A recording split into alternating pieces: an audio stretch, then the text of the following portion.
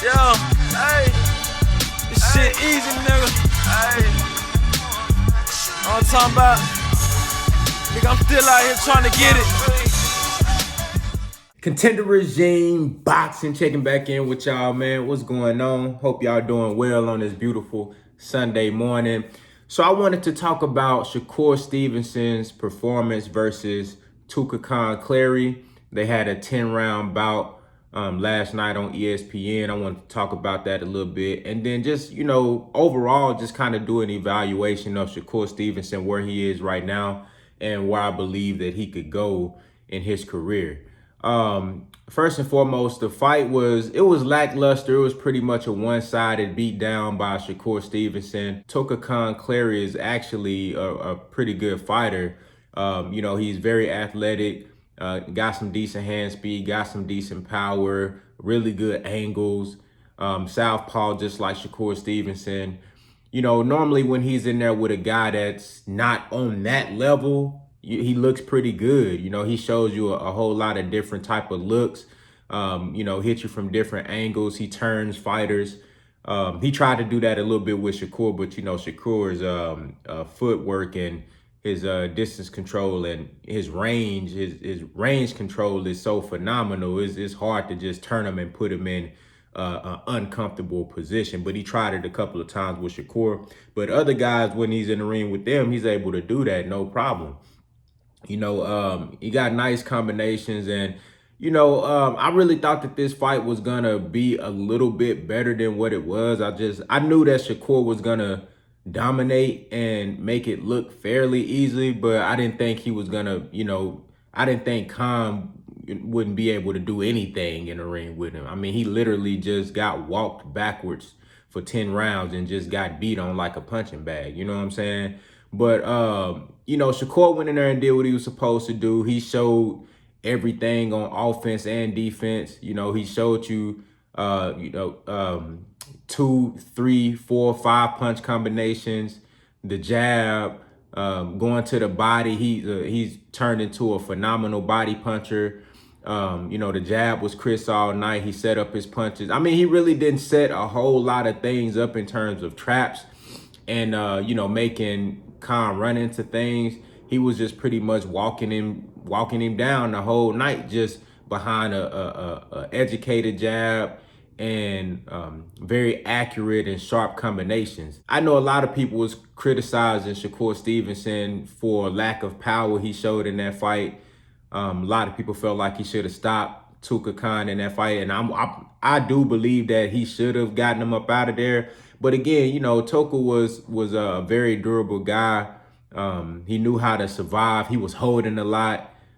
You can see Shakur Stevenson was visibly frustrated with the amount of holding that Khan was getting away with, and just every time he was, trying to get off and trying to work him over, Khan would get in there and it just hold on him, and just stop the action. And I mean, I saw in multiple different rounds where Shakur Stevenson was getting frustrated and like looking at the ref, and you can even hear, them being in a bubble and ain't no audience. You can hear Shakur talking to Kenny Bayless like, damn, ref, you know what I'm saying? Like, you gonna let him get away with this shit, you know what I'm saying?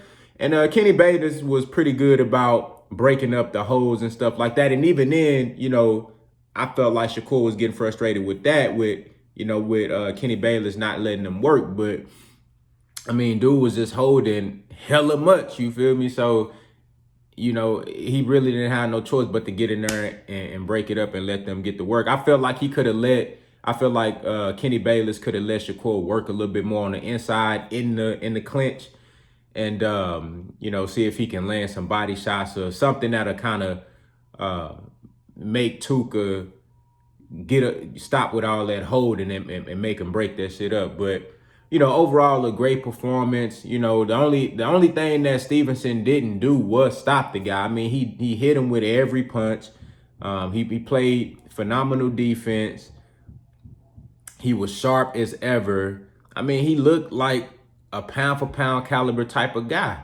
He looks like that generational talent that I believe he is when it comes to the skills.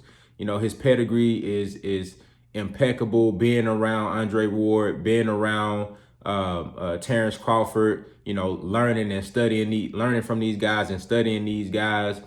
And I really believe that Shakur Stevenson is going to be one of the greats, for this younger generation and really taking over later on down the road. At the tender age of, I believe, 23, 24, he still got a lot of room to grow. And for him to be where he is right now mentally, his ring IQ, boxing IQ as a whole, his confidence is phenomenal. His concentration in the ring, always focused and always sharp and aware, knowing what's going on, ready to dodge a punch and already back in position to get his own shit off.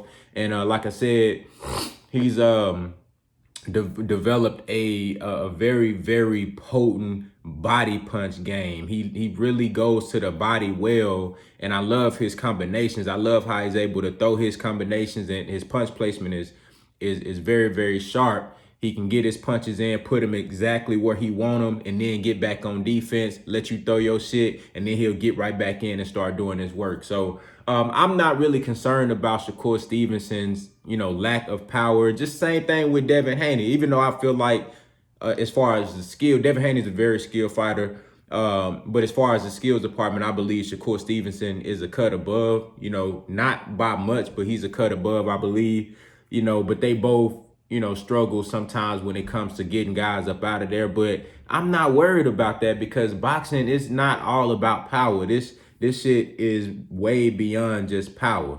You got to be able to put put your offense together and be able to put your opponent in a position that they don't want to be in, where you can control and dictate the pace and, the distance in the fight and, pretty much dominate and take over and control your guy. That's what the goal is in the sport of boxing. You want to be in control. You want to dominate. You want to be able to put your guy in a position that he don't like to be in. You know what I'm saying? That way you are comfortable and you are in control. And that's what guys like Devin Haney and Shakur Stevenson does well. And so as far as power goes, I think as he continues to, fill out as a grown man, he's still maturing as a man, very, very young. And then also once he moves up, 135, 140, I think he'll get even stronger. But I like where he's at. I like where Shakur Stevenson is at. I gave that performance, that was an A++ performance. I mean, the only thing that he could have did was stop him that he didn't do. That's the only thing that he didn't do. You know what I'm saying? Was stop the guy. So, but again, you got to also credit Tuka with being durable, being strong. I mean, Shakur hurt him in the first round with a jab. He hurt him in the first. I thought he was finna get him up out of there. He hurt him in the first round with a jab. So he got power. He got pop.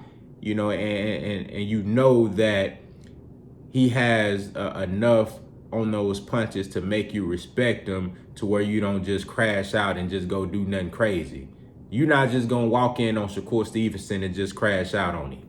And I feel like going forward, to be honest with y'all, I really don't see anybody from 130 to, anybody from 126 to 135. I really don't see any of these guys beating Shakur Stevenson outside of Tank Davis. I feel like Tank Davis is probably the biggest threat to Shakur Stevenson when it comes to stylistic matchups and just opponents, period. I think Shakur can have some great fights with a great fight with Devin Haney, a great fight with, maybe a Teofimo Lopez. Lopez might be going way up to 147 by the time he gets a chance to share the ring with him. But anybody between 126 and 135, I really don't see them fucking with Shakur Stevenson outside of Gervonta Tank Davis. And Tank Davis, he bring a whole different type of caliber of skill and ability to the situation. So that'll be something to watch if that fight ever does materialize. So, that's what I think about Shakur Stevenson, is where he's at right now. That's my evaluation on him. I would like to see him get in there with one of the with either Valdez or Miguel Berchelt. as soon as possible. I think that fight needs to happen as soon as possible. I believe he needs to step up in competition. I mean, that fight last night, that was just a wash, man. I mean, dude couldn't do nothing with Shakur Stevenson. And I don't know if anybody else around that weight class can do anything with him either, but I definitely believe that Shakur needs to step up in competition. And I mean, you got to go through this process. You got to go. He's young. He's 15, 16 and 0, you know what I'm saying? Like, he ain't got a whole lot of fights. So you got to go through this process of fighting the guys that we know you going to beat and continuing to hone your skills and your craft until it's time to get in there with a upper echelon type of guy. So, I mean, this ain't nothing new. You got to go through this process. This is part of the growth. So I'm excited to see what's next going forward for Shakur Stevenson. Y'all let me know what y'all think down in the comments. How did y'all feel about his performance? What do y'all think about Shakur Stevenson right now and where he is in his career? And what do y'all want to see next, man? Y'all let me know what y'all think. Contender Regime Boxing. I'll holla at y'all boys, man.